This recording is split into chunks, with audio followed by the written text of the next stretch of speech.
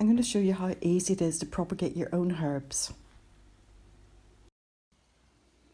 So I'm just cutting some stalks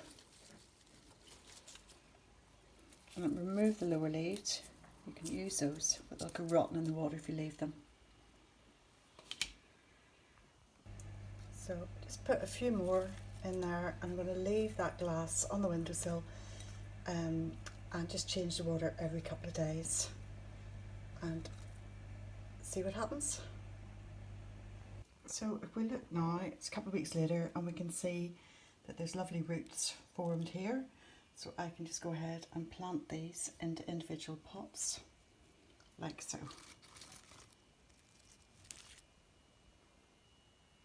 And look, these are all now going to grow into beautiful healthy plants, all from that one bought at the supermarket.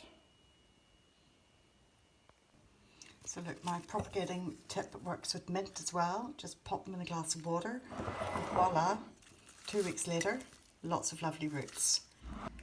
So if you don't want to use your mint leaves immediately, you can just pop them in the freezer, open freeze them first, and once they're frozen we can transfer those to a Ziploc bag.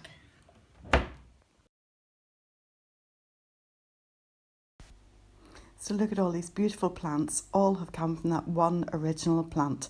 How amazing.